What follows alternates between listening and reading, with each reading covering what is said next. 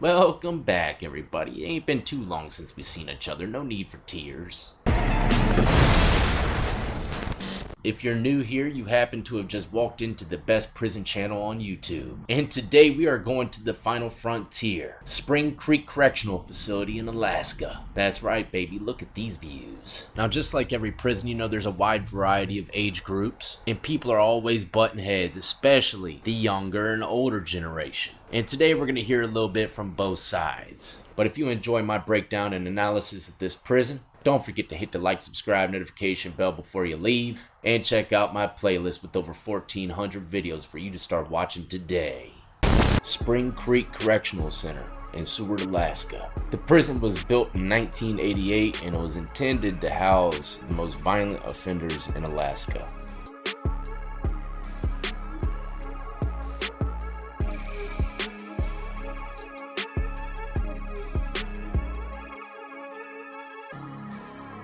Do the math. There's 500 of them right here, right now, today, and there's only 26 officers on shift. If they want this yard, they can have it. They can take it. See, I find that to be a little bit of an exaggeration. Even though it is outnumbering the correctional officers 500 to 20, it doesn't matter. All you need is one of those ARs and all 500 could be taken out by one, if his reload game's on par. So yeah, that gun definitely levels out the playing field. I'm sure they got more than one. But this place is surrounded by nothing but ice fields, mountains, and forests. I mean, if you happen to escape this prison, don't have any kind of survival skills whatsoever, chances are you probably should have stayed in that prison because you're gonna die. Now keep in mind, this is a maximum security prison, so they're not going to have too many places for these inmates to go walking around at. This is the main layout of the prison. Of course, the focus is on the 3 housing units. Each unit is also separated into 4 mods, or modulars. By having different sections inside the units, they can place inmates with different kind of conditions or issues. Like Unit 1, it has a lockdown block for disciplinary action, along, if I were to guess, the psych block and PC. But in this maximum security block, they got single man cells, and they have 1 hour out a day. Unit 2 and 3 is for general population. Each cell is 6 by 10 feet and houses 2 inmates. Now there's a little Easter egg in this cell, and a lot of people don't know, but if your mirror is in good shape like this one, chances are the prison you're in is not so bad. Bad prisons, there ain't gonna be nothing in good shape anymore. Everybody's scratched up, defaced, and broke everything. So, you know, that's just how it is. And this prison was built in, what do they say, 88? This thing's looking like it's in great shape, unless, like most places do, they pick the best cell to throw on camera. I mean, if I was a warden, I'd definitely tell them to stay away from D block. Go over there to damn trustee unit, show them one of their cells. But we have an Alaskan prison legend right here, John Bright. He has done over 12 years, the longest inmate to ever do time in Housing Unit 1, which is their lockdown block. This guy must get into a lot of trouble. Let me just say this, 12 years in solitary confinement, that will definitely, for sure, change a man. I used to fight. I fought in here, I fought on the streets, I fought for fun. He was convicted in '86 for a contract killing. And when this video was recorded, he was actually 6 months fresh out the hole. The staff warned him if he attacked another inmate that he'll live out the rest of his life in segregation. Now, even though this guy has a history for hurting inmates, some younger guys just don't give a damn. And my cheek was shattered. Yeah. Cheek shattered, septum broke. Snuck up on him. Wasn't even man enough to just stand toe-to-toe with him. Just snuck up from behind. He gets grief based on just his reputation. I'll make my bones off John Bright. I'll beat up John Bright. That'll get me some respect on the yard. But it didn't work out that way. John started getting the better half, and this CO right here was the first one on the scene. And he says, in other words, if he didn't show up, John might have snatched his life. Around with the other prisoner, and he was getting ready to start tearing him up. And the kid, there was nothing he could do, and it was not going to be a pretty sight because the kid was not going to win. There's an old saying, if you knock me down, pray I stay down.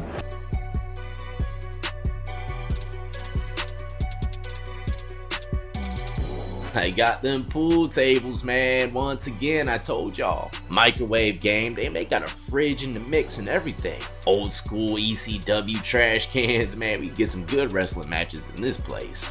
I can fight. You can look at my hands. They look like they've been down the ringer. And they are beat up. But they told me, if you hurt one more prisoner, just one more, we're going to put you in a hole and never let you out until you die.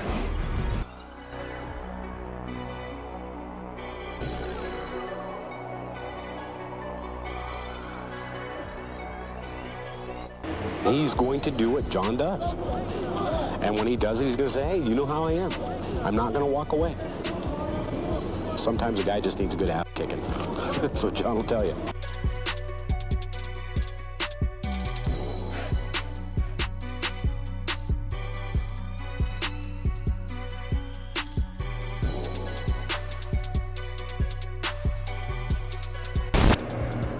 These cats coming in with the short time, they really don't care. They got nothing to lose. This guy right here is another Alaskan prison legend. Victor Stern was sentenced to 99 years with no chance for parole. He says when he first started doing time, anyone who came at him a certain kind of way, he was prepared to take their life. My mindset was to kill. Anybody mess with me, I'm gonna kill them. Okay, so I'm either gonna kill or be killed. Now picture this guy right here, Victor, doing 99 years. Already been down for like 30, and he sees this individual come into the cell block serving a 3-year sentence on a probation violation. Shouldn't even be in this prison, but due to overpopulation and a few violent charges on his background, he landed in a house full of lifers. Ain't no way Victor let some young cats come in there and start stirring up the nest. People's demeanor change when they're around these type of individuals in prison. It's almost like having your father around. You ain't gonna act too crazy because you know he's gonna give you the belt. Except old Victor give you the shank. But just like many of y'all already know, some young guys are very hard-headed. And they're gonna do what they do regardless of who's around them. I'm not saying I'm a hardened criminal or a convict, but I'm almost there. I'm getting there. After this little bit, I'll be. They'll run up against somebody that's been in prison longer than they've been alive. They're going to disrespect them and wake up looking at the ceiling, Come on with it. What are you gonna do? What are you gonna do? Throw me in jail? Oh, well, clean home? Wow, 30 days. I don't care. Let's go. I'm not gonna have you disrespect me for some stupid Whenever I see guys like this, I say to myself, they must not have seen too much. All it takes is for you to see one real prison fight, where a guy gets knocked out but the dude keeps punching for the next 15 minutes. Face looking like a catcher's mitt. Or maybe just a simple dispute, guy dumped him on the ground and cracked his skull open. The concrete and steel that's surrounding you will make you think twice about fighting in prison. So I got young punks running around here acting like they're all badass, and it's like, whoa, slow down, you know what I mean? Cool your jets. This ain't no game, man. You taking it like it's a vacation because you're going home in 60 days, in 1 year, 18 months, whatever it is. I'm going to an 85-year, bid. This isn't fun. Man, you throw a feather on that guy and that's Kevin Gates. And in real jails, people lose their lives behind these walls every day. The old-timers, they're used to the schedule. They know what to expect from us. We know what to expect from them. These new guys, they come in here and they act like we're going to reinvent the wheel just because they're here. And none of them want to do life. They want to just get a little taste of it so they can go out on the street and tell their friends, I've been to prison. Yeah, that's how it is, they for act real like, though. I'm in the big house now and I own it. Well, you don't. Yeah, you have to be vigilant and on guard all the time. Realize and understand that all these guys are predators, that each of them has left a victim on the other side of the fence, sometimes quite violently. Now there's one thing that every inmate hates, it doesn't matter what age you are, and that's a rat, snitch, tattletale, whatever you like to call it. Even down here in the final frontier, you get caught with some loose lips, and the otters might just be playing with them. There's rats in my mod. I tell them, I don't know why they're talking to me, but if you ever talk to me again, I'll just slap your mouth out there to the bay, and the sea otters are gonna play with your lips. Sea otter playing with your lips, man. You know you're in Alaska when you hear that. There's a dude, he's wound up there because every mod he goes to, he tells, and he openly tells. The only solution for this dude is to kill him.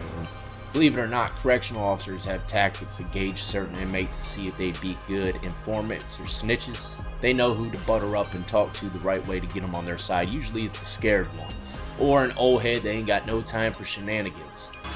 If there's something wrong in the mod, you can actually walk in. You just can feel the tension in the air. You just don't know what it is. And you start going around talking, do a general barometer check. You got your key prisoners you can talk to and work from there. But this particular time, an informant gave the CO precise location of some contraband, and the key to a good shakedown is the element of surprise. One of their favorite ways to do that is to come in at 3 or 4 in the morning while everybody's sleeping. But just like this situation, sometimes certain cells can be shaken down all by themselves, while everybody's still programmed, even walking around the pod.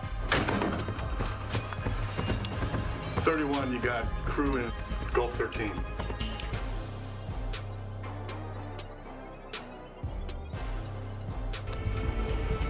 The prisoner is very particular and organized. Now, I'm looking around here, I see one piece of disorganization.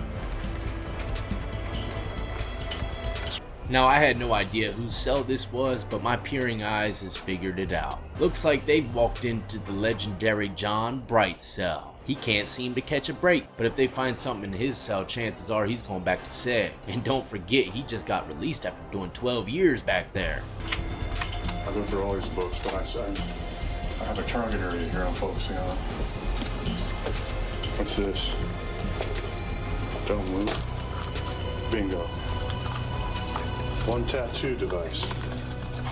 Not looking good for John, but this definitely brings back some memories. Looking at the battery pack, tattoo machine, and the ink dispenser. I used to use a Visine bottle, believe it or not, they sold Visine. And I would throw the round thing that you can use to spark the lighter inside of the Visine bottle, so that when I shake it, it helps to break down the alcohol, soot, shampoo, whatever I'm using for that batch.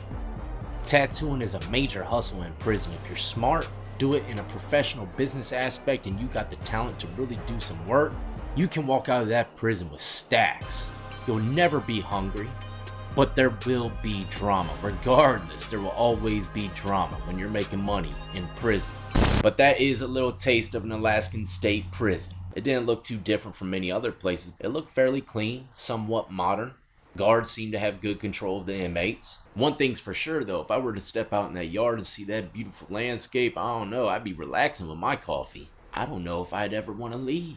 I'm just playing, man. I still want to get the hell out of there. I remember seeing the birds in the yard that would land on the light pole and then fly over the fence and go about their business. Freer than me. I was jealous of the damn birds, man. That's sad. You ever been jealous of a bird? But like I said in the beginning, if you enjoyed, hit that like, subscribe, notification bell before you leave. Stay tuned for part 2 because we're only halfway through the video. And as always, I salute to every last one who's been supporting me since the beginning, and everybody who's just now joining the lockdown compound. Y'all be easy, be safe, and stay free.